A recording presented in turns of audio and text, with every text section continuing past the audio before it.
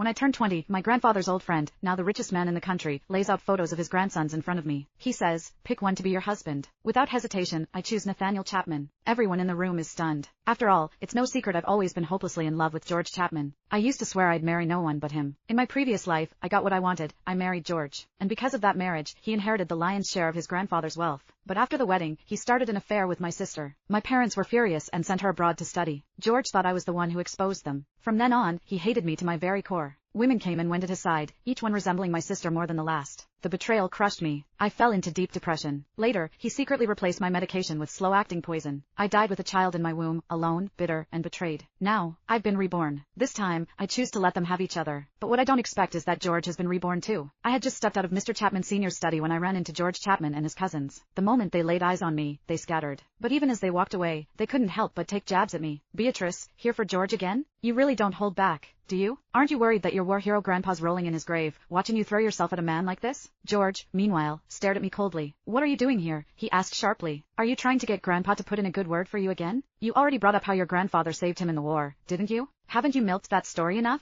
You know what, don't bother. You've already embarrassed me enough by turning our relationship into the talk of the town. I haven't made up my mind about the wedding. No matter who you run to, it won't make a difference. His eyes were filled with contempt and disgust. Just like in my previous life, my love had never been enough to move him. I let out a long breath before calmly saying, does this have anything to do with you? Mr. Chapman Sr. was the one who invited me. He's throwing a birthday party for me tomorrow. As soon as my words settled, George's cousins froze. What? Grandpa's hosting a party for you? One of them blurted. I knew exactly why they looked so stunned. Mr. Chapman Sr. hadn't involved himself in family affairs in years. Now that he was stepping in, it was clear this was more than just a birthday party. He had once told me that on my 20th birthday, I'd have to choose a husband from among the Chapman young men. Whoever I picked would inherit most of his personal estate and take over as the head of the family. After the initial shock wore off, George's cousins turned to George with teasing grins. Congrats, George. Don't forget about us once you're in charge, said one. Another chimed in, with Grandpa backing you, you can finally step into the big leagues. Congrats to you, too, Beatrice. After all these years of trying to win me over, it looks like you're finally getting what you want. You must be thrilled, George remarked, sarcasm dripping from his voice as he shot me an arrogant look. Then, he leaned in closer and whispered, but to avoid the same pathetic ending as last time, there's something you must agree to. Once we're married, we live separate lives. You stay out of my business.